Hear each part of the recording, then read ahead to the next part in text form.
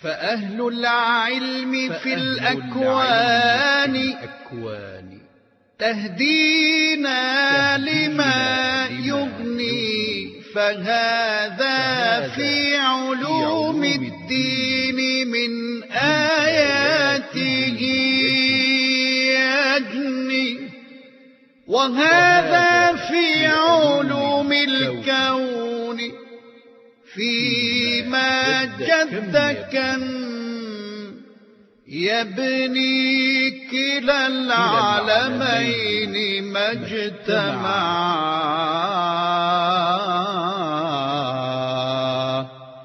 رقينا سدة الكون.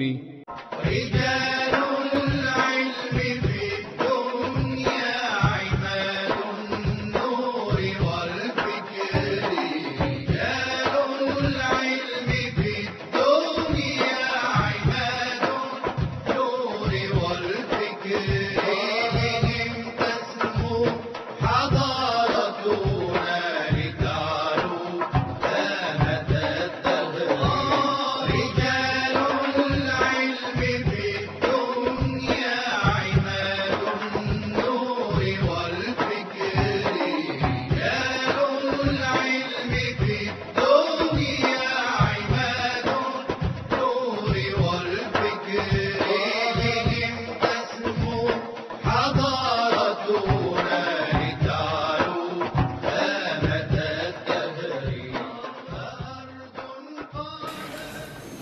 يقول الحق تعالى في محكم تنزيله: والصلح خير. والحكمة تقول: الصلح سيد الأحكام. طريقة راقية حضارية في رأب الصدع وإصلاح ذات البين وحل الخلافات بين الناس، عرفتها المجتمعات المتحضرة ورسخ جذورها وأسسها الإسلام، ونمت وترعرعت في هذه الأرض الطيبة.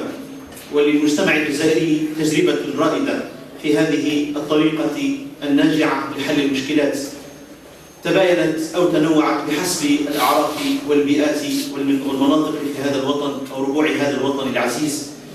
ومؤخرا التشريع الجزائري سعى لترسيم هذه الطريقة في الوساطة التي تسعى لأن يكون الحل وديا بين الناس، ولمجتمعنا أو في مجتمعنا من تولى هذه المهمة ورعاها وأثمرت تجربته فوائد جلة لهذه الأمة، يحدثنا من خلال التشريع والشريعة والواقع والتجربة أستاذنا الفاضل في هذا الموضوع، فليتفضل مشكور. سعيد جدا أن أكون في هذا الموقف لأحدثكم عن موضوع قال الله عز وجل في حقه: والصلح خير. تجربة تعلمناها على أيدي شيوخ في قطرنا الجزائري الحبيب. هذا المجتمع الكريم طبق مقتضى القرآن الكريم الذي يدعو إلى المصالحة ويدعو إلى الصلح ويدعو إلى تعميقه وتجذيره في آية القرآن وفي سنة المصطفى صلى الله عليه وسلم.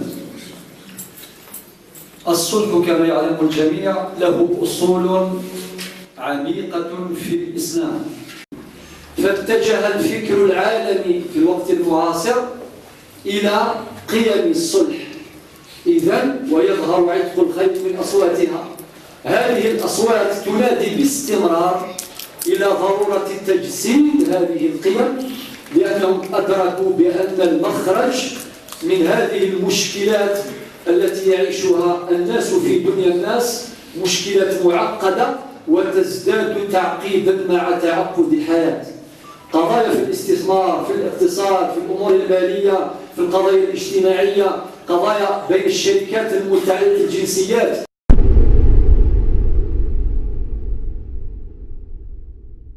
وها هو اليوم يضاف دم جديد وطاقة متجددة إلى الوسام العلمي ممثلة في الأستاذ سعيد بويزيد.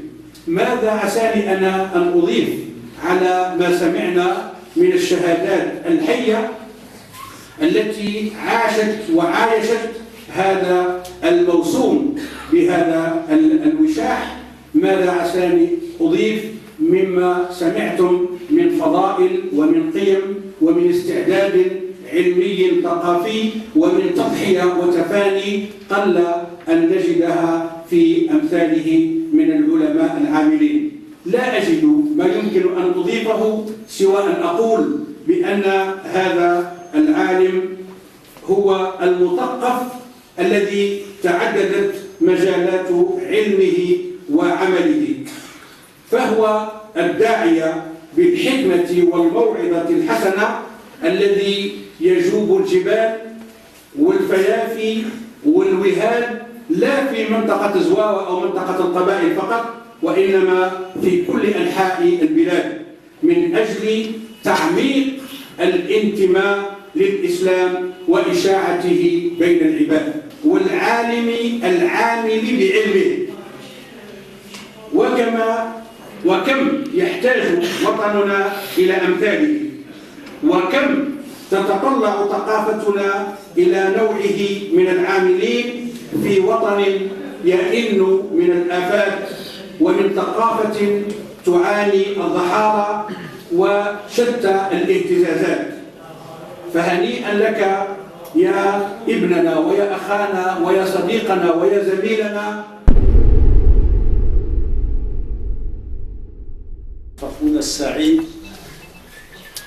من هؤلاء الذين سخرهم الله، قدر الله لهم أن يكونوا لغيرهم، وسيجزيه الله الجزاء الأوفى إن شاء الله، وسوف يرضيك ربك إن شاء الله، لأنك تسعى في عيال الله، تسعى في خلق الله، في أرض الجهاد التي يقول عنها مفدي زكريا إنها كانت تصدر فن الجهاد. فن الجهاد كانت تصدر فن الجهاد، وأحد أبواب عاصمتها يسمى باب الجهاد. فأنت تريد أن تعيد هذا الشعب سيرته الأولى ليكون شعبا مجاهدا، لا شعبا متنافرا متناحرا متدابرا. نفسي طواقة وقلبي متعلق أن أكون بينكم وواحدا منكم لتكريم هذا الرجل.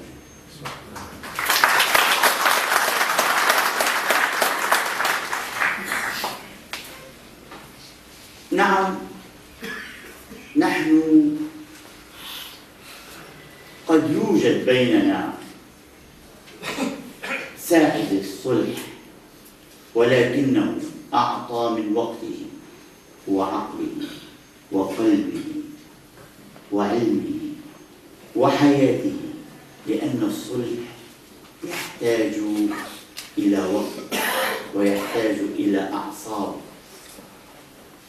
كلمة الصلح ليست مسألة سهلة، مسألة تحتاج إلى رجال وصفهم ربي تبارك وتعالى رجال صدقوا ما عاهدوا الله. فهذا الصلح ربنا تبارك وتعالى أمرنا به في بعض الأمور وفي بعض الأحيان وفي بعض الأحيان. وإن طائفتان من المؤمنين اقتتلوا فأصلحوا، وهنا فعل أمر، والأمر يفيد الوجوب ما لم يصرفه صارف كما يقول المصريون. وينافح عن وحدة هذا الوطن ويحترم كل أطيافه ومشاربه بخلق سمح وحلم عريض وتواضع جم. بورك لك أستاذنا، بورك فيك، وإنا ننوي هذا الوسام رمزيا باسمك إلى العالم الرباني الشهيد المجاهد الدكتور حمود حنبلي رحمه الله تعالى رحمة واسعة وأسكنه فسح جنانه، إنه سميع قريب مجيب. آمين آمين. أخيرا كل رجائنا سادتي أن يتحول وسام العالم الجزائري إلى حدث وطني بل دولي، وأن تتبناه الجهات العليا ومؤسسات كبرى، وأن ينال حقه مستحقه من التعريف العلمي والإشادة الإعلامية والقيمة المعنوية والمادية، الأمر الذي لا ندعي أننا بلغناه من خلال هذه المبادرة القليلة الأولية المبدئية. فخسارنا أننا نرجو من الله تعالى أجر المبتدي، وندعوه أن يبعث للمشروع من على خطاه نهتدي، ولسان الحال ينادي بأعلى صوته سادتي من الجزائر غيركم، فأنتم أيها المحفل الكريم بحضوركم ودعمكم وتشجيعكم أهل لكل المكارم، فطوبى لكم ثم طوبى أن رفعتم ما أمر الله أن يرفع، وخفضتم ما أذن الله أن يخفض، فسبحان من قال فأوجز وعلم فأعجز. يرفع الله الذين آمنوا منكم والذين أوتوا العلم درجات، والله بما تعملون خبير. والسلام عليكم ورحمة الله وبركاته.